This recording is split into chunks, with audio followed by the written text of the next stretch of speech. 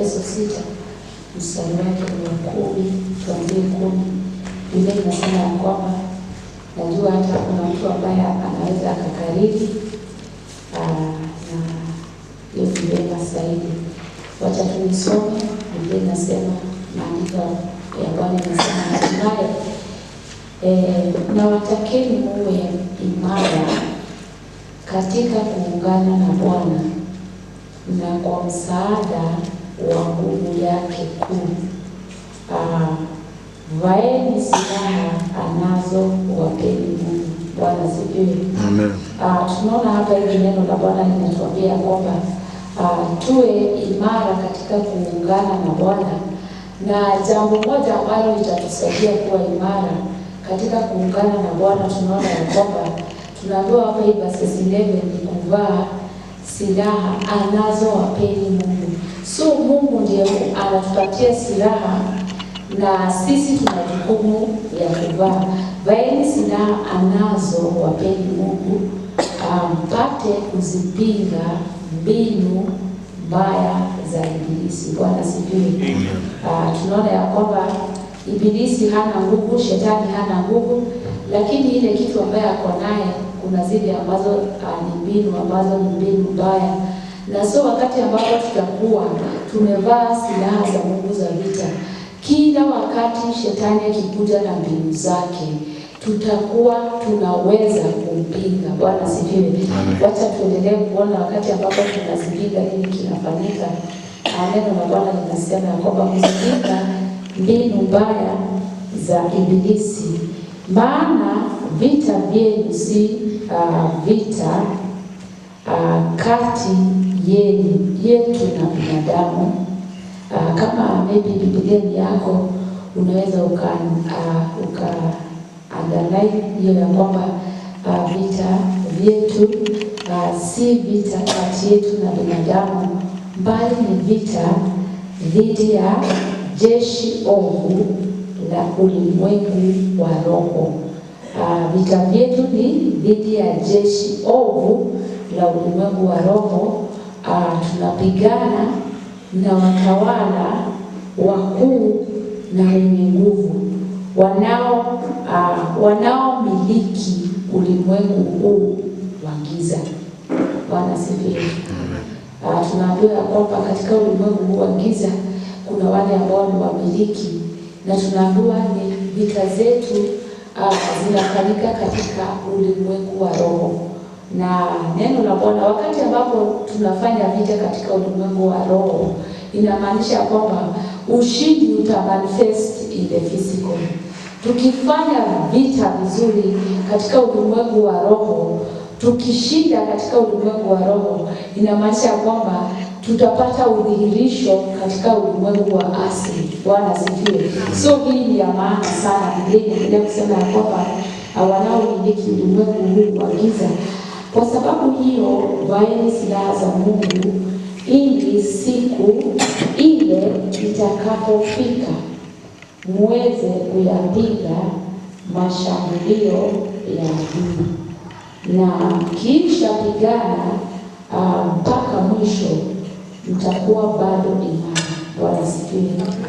Nataka kusisitiza hapa neno la Bwana linasema kwamba silaha ambazo ni silaha za Mungu tunatakana tuwe tumezivaa kila wakati, kila siku.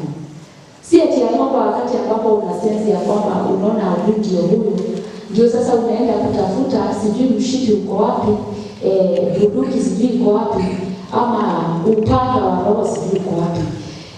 Neno la Bwana linatukumbusha kwamba tunatakana tuwe tumevaa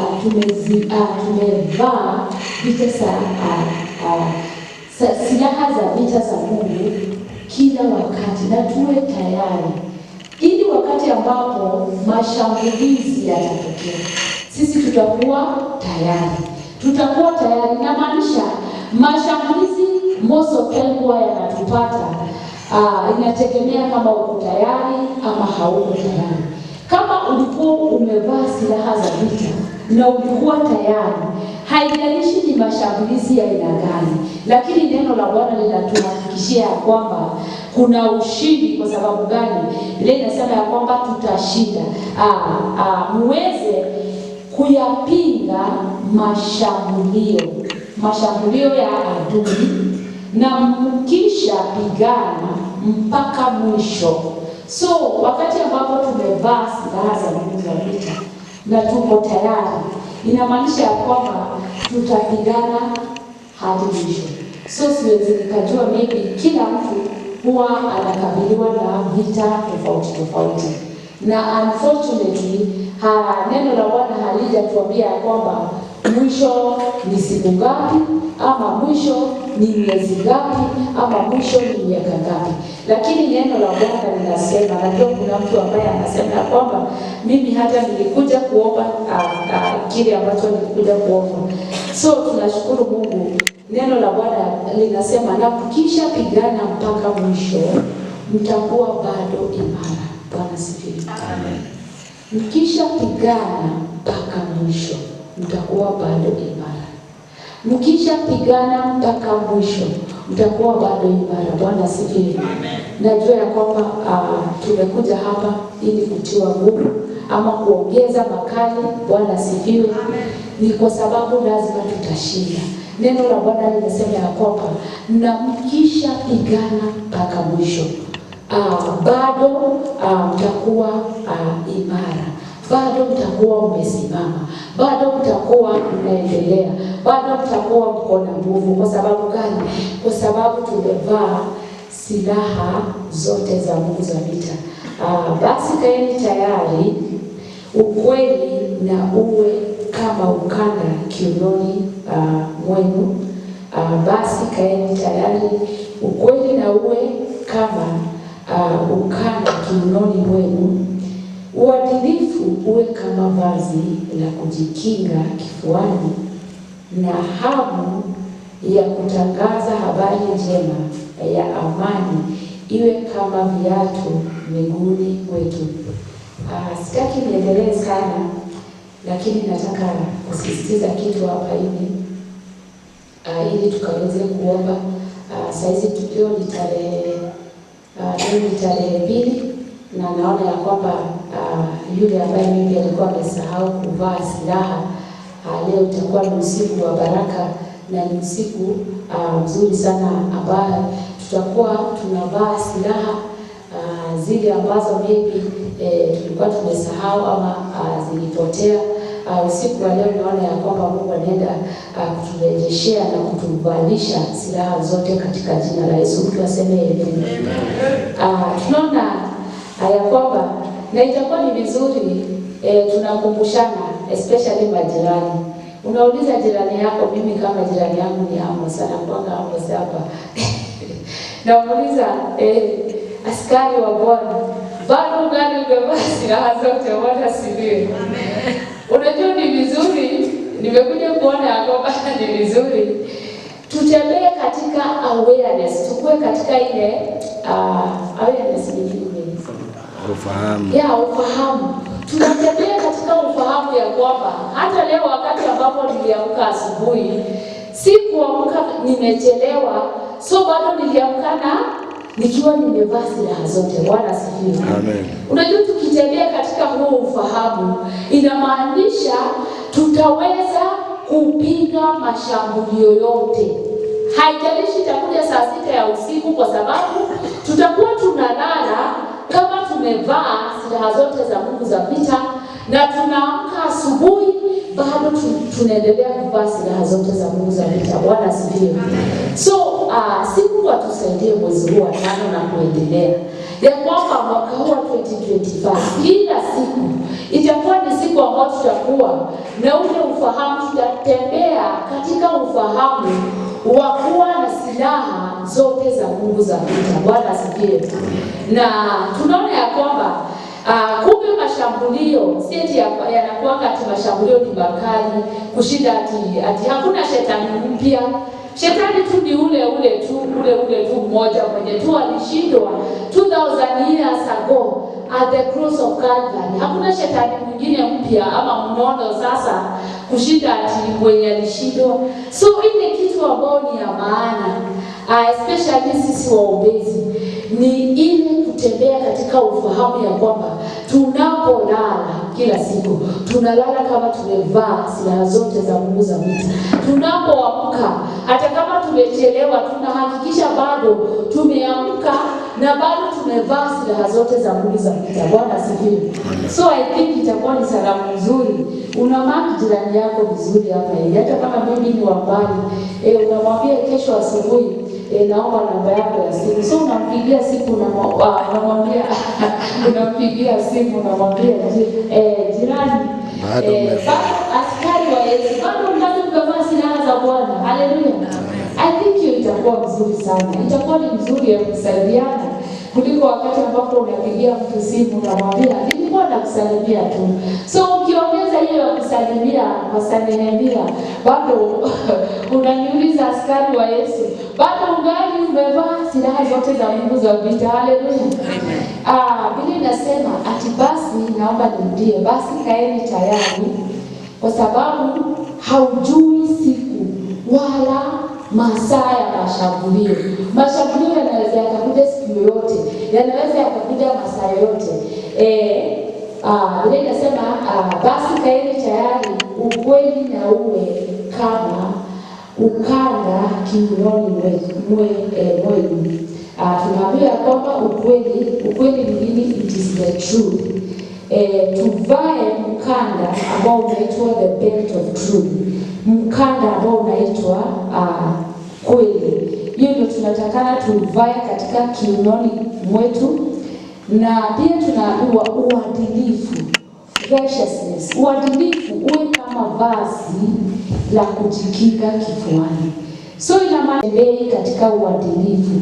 Unajua saa zingine huwa tunasahau hizi silaha za Mungu za vita ni nini. Lakini ni vizuri tuelewe. Wakati ambapo tutakuwa tunaelewa, kuna mambo mengine ambao tutakuwa tunawekea mkazo, tunatilia maanani. Bwana asifiwe. Wakati ambapo neno la Bwana linatukumbusha tutembee katika uadilifu, inamaanisha kwamba si ni faida ya nani, lakini ni faida yetu sisi wenyewe, kwa sababu tumeambiwa na uadilifu uwe kama vazi la kujikinga kifuani. So inamaanisha kwamba wakati ambapo our ways are crooked, yaani tunatembea katika njia ambazo hazieleweki, hatutembei katika njia za haki, tumesahau haki ya Mungu, inamaanisha kwamba hasara ni kwetu, kwa sababu kumbe tutakuwa hatuna silaha ambaye ni uadilifu. Hiyo ni example tu moja. Bwana asifiwe.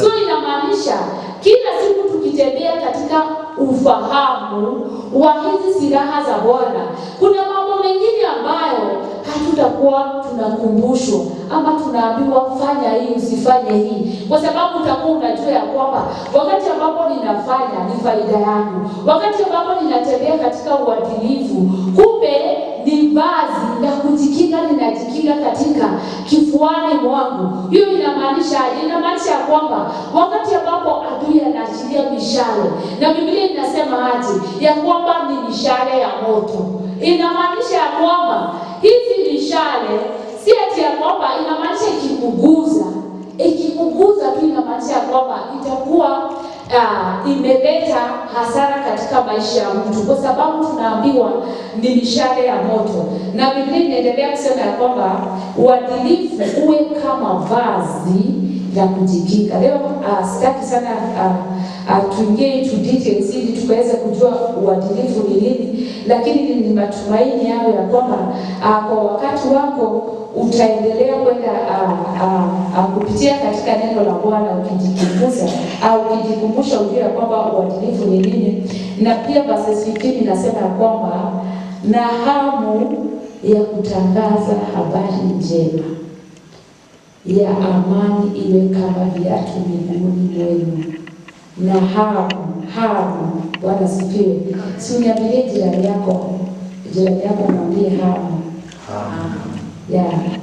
Sijui kama kuna mtu ambaye analala, mwambie hii hamu, na hamu ya kutangaza habari njema ya amani. So wakati wowote, wakati ambapo tuko na hamu, number one, Namba 2, kutangaza. Hatunyamazi, tunatangaza habari.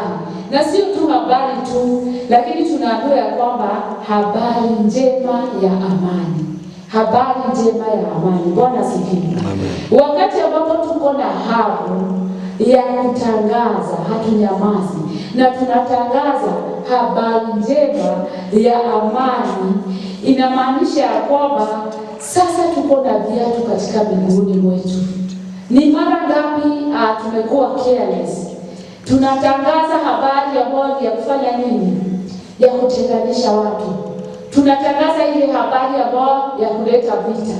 Ile habari ambayo tunatangaza sio habari ya amani. So wakati wowote kama ile habari ambayo unatangaza namba 1 sio habari njema, Bwana sifiwe. Namba 2 sio ya kuleta amani na upatanisho, inamaanisha umesahau, haujavaa viatu. Inamaanisha kwamba tuna jukumu kila wakati ya kuhakikisha ya kwamba ile habari ambayo tunatangaza, namba 1 iwe ni habari njema, namba 2 iwe ni habari ya amani. Wakati ambapo tunatangaza habari ambayo italeta utengano, italeta vita, italeta ugomvi, inamaanisha kwamba hatuna viatu. Bwana asifiwe. So it is as simple as that, na maybe it is as difficult kama vile mtu hajaelewa. Lakini tukielewa wakati wowote, wakati ambapo mtu anakuja anakuambia maneno na anakuambia na usiambie mtu, hiyo unajua hiyo sasa ile kitu ambayo amekuja kufanya ni kukutoa viatu. Bwana asifiwe. Na hakuna askari yoyote ambaye anaweza kufaulu katika vita kama hana viatu, kama hajavaa silaha kamili. Bwana asifiwe. Si ati ya kwamba vita zinakuwa ni unique ama zinakuwa ni vita special, lakini ile ambaye tunakuwa tunafanya ni ati ya kwamba tunasahau kuvaa silaha zote. So inamaanisha kwamba hata kama ulikuwa unatembea na hauna viatu na unatembea katika msituni, na unajua most of time vita huwa hazifanyiki mjini, huwa zinafanyika katika kuna maeneo ambayo inakuwa ni maeneo ya vita. Inamaanisha kwamba kama hauna viatu, hata ukikanyaga mwiba itakudunga. So ile kitu ambayo itakuumiza, na unajua ukidungwa na mwiba saa zingine usipoenda kupata matibabu utapata tetanus. Na tetanus ni ugonjwa ambao unaweza ukaua mtu. So inamaanisha ya kwamba unaweza ukakufa, si eti ya kwamba ni mashambulizi ya adui, lakini ni kwa sababu gani? Ni kwa sababu haukuwa na silaha kamili, na mojawapo ya silaha mimi ni viatu ambao ni injili ya amani. So inamaanisha ya kwamba ukapata majeraha. Jina la Bwana lipewe sifa. Kile ambacho nataka kusisitiza ni hii ambayo tumeanza naye, ambayo Biblia inasema kaeni tayari, ukweli na uwe kama ukanda kiunoni mwenu. So ni nini ambayo huwa kinazuilia ya kwamba mtu asikue amevaa ukanda ambao ni ukweli katika kiuno cha mtu? Na kupitia maandiko matakatifu nataka tusome katika kitabu cha Zaburi 109, Zaburi 109, Zaburi 109, kwamba baadhi walipumbaa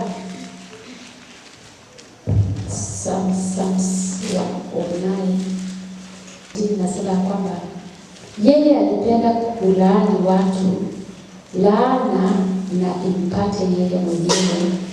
Hakuwatakia wengine baraka, basi asipate baraka yeye mwenyewe.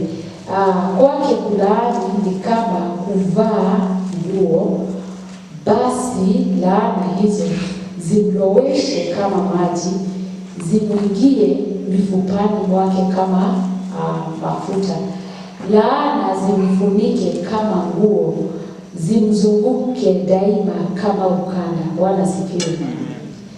Tunaona hapa hivi kulingana na neno la Bwana, kuna principle ambaye tunaona hapa Daudi anasema ya kwamba laana zimfunike kama nguo, zimzunguke daima kama ukanda. So tunaona kuna mambo mawili. Kama hatutakuwa na mkanda ambao tunaambiwa ya kwamba it is the belt of truth, inamaanisha kwamba kile ambacho kitatuzuia kuvaa mkanda ambao ni mkanda ambao ni the belt of truth ama mshipi wa kweli ama wa kweli, inamaanisha nini? Kama tutakuwa watu wa kulaani, hakuna vile ambavyo unaweza ukafanya mambo mawili kwa wakati mmoja. Wakati ambapo unakuwa mtu wa kulaani, inamaanisha kile ambacho kinakuondoka katika kiuno chako ni mkanda ambao unaitwa the belt of truth. So ukikuwa mtu wa kulaani, inamaanisha hakuna silaha ambayo hautakuwa nayo. Na tunaona most of time, kwa nini maybe mtu huwa analaani? Maybe kwa sababu mtu huyo ako na uchungu, maybe mtu huyo hana msamaha. Tunakuta kwamba anakuwa mrahisi wa kulaani kuliko kubariki.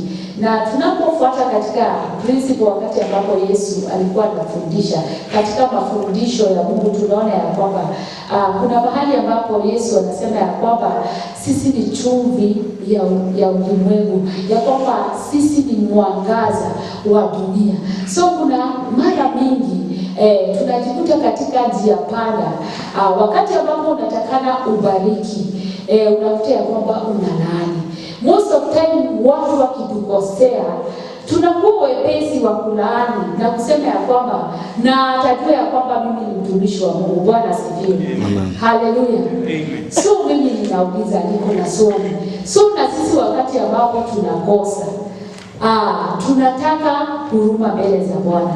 Lakini wakati ambapo unakosewa, usiwe mwepesi wa kulaani, kusema ya kwamba na huyu mtu atajua kweli mimi ni mtumishi wa Mungu.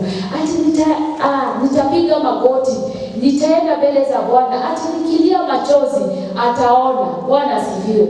So hiyo inamaanisha ya kwamba wakati huo kuna silaha ambayo hauna. Wakati ambapo unalaani, ni vizuri hata wakati ambapo watu wanatukosea tuwe na nafasi ya kuwasamehe. Wakati ambapo mtu analaani kila siku, mimi swali yangu ni moja, na nafasi ya kusamehe iko wapi? Bwana asifiwe. Wakati ambapo mtu anatakia mtu yule mwingine mambo mabaya, na nafasi ya kuhurumiana iko wapi? Bwana asifiwe. Jina la Bwana lipewe sifa. So unakuta ya kwamba ni vizuri tusikuwe watu ambao tumefunikwa na uchungu. Ni vizuri kukuwa watu ambao tumejawa na msamaha, watu ambao tumejawa na huruma. Na wakati ambapo mtu anakukosea, badala ya kulaani, unaweza ukamhurumia na umwambie Bwana mkumbuke. Bwana mkumbuke huyu. Wakati ambapo Yesu alikuwa katika msalaba wa Kalvari, alisema Bwana wasameheni kwa sababu hawajui kile ambacho wanatenda. Stefano wakati ambapo walikuwa wanampiga na mawe, hakuwalaani wale ambao walikuwa wanampiga na mawe, lakini aliomba ombi moja. Akaona mbingu zimefunguka na akasema Bwana wasamehe kwa sababu hawajui kile ambacho wanatenda. Jina la Bwana lipewe sifa. Amen. Haleluya. Ni mara ngapi wakati ambapo tunapigwa na mawe, especially mawe ya maneno, si mtu ajiulize swali ya kwamba wakati ambapo unakuwa mrahisi wa kulaani, wewe bado ungali umevaa silaha ama silaha imepotea? Bwana asifiwe. Jina la Bwana lipewe sifa. So ni vizuri Mungu atusaidie. Wakati ambapo unasikia kwamba mimi umepigwa na mawe ya maneno, ni vizuri pia hata kwenda mbele za Bwana. Unaambia Bwana msamehe huyo mtu kwa sababu hajui kile ambacho anatenda. Kama angejua kile ambacho anatenda, hangefanya hivyo. Bwana asifiwe. Na sio wakati ambapo tunaenda mbele za Bwana tukiwaombea tukiambia Bwana wasamehe Bwana. Wakati ambapo tunajawa na huruma na tunasema ya kwamba Mungu wahurumie, inamaanisha mahali pale umevaa silaha. Bwana asifiwe. Umevaa silaha inamaanisha kwamba uko na mkanda kiunoni, na haya mashambulizi ambayo yalikuwa yameinuliwa na adui, inamaanisha kwamba utayashinda katika jina la Yesu. Haleluya. Lakini most of time, kwa nini huwa tunashindwa na vita? Tunashindwa na mashambulizi. Ni kwa sababu hatutembei katika ufahamu wa kukaa na silaha za Mungu za vita. Hatutembei katika ufahamu wa kuvaa silaha za Mungu za vita. So inamaanisha wakati ambapo mashambulizi yanakuja, inamaanisha kwamba yatatupata tukiwa naked, na inamaanisha kwamba tutapata majeraha.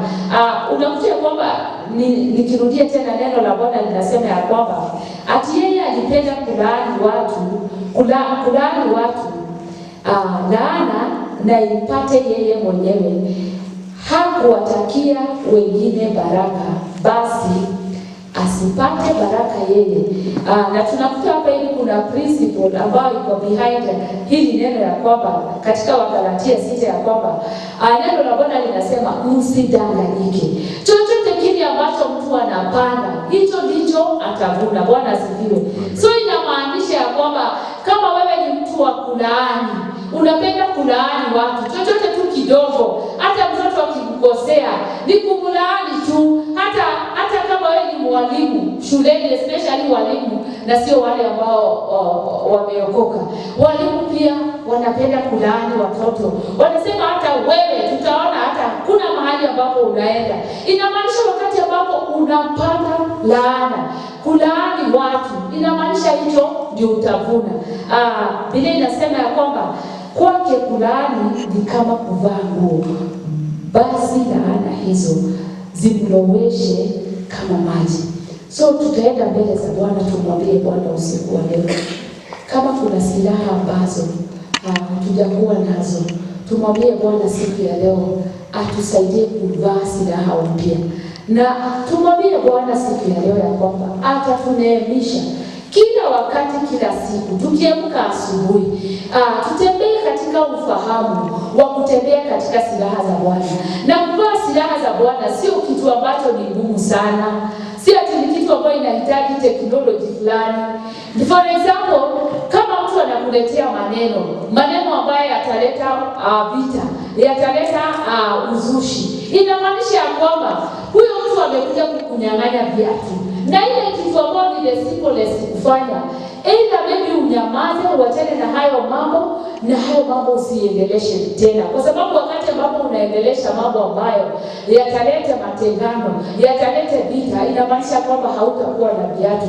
Na pia Psalms 89 Biblia inasema ya kwamba pia tutakuwa tunaomba ombi hili, tutakuwa tunajiombea wenyewe. Psalms 89 Biblia inasema ya kwamba Psalms 89 verses 20 ile inasema, nimempata Daudi mtumishi wangu, nimemweka wakfu kwa mafuta yangu matakatifu, mkono wangu wa nguvu utakuwa naye daima, mkono wangu mimi mwenyewe utamuimarisha. Adui hawataweza kumshinda, wala waovu hawatamnyanyasa. Mimi nitawaponda wapinzani wake. So nataka pia tutaomba na hii verses 22 ambayo inasema kwamba adui hataweza kumshinda, wala waovu hawatamnyanyasa. Adui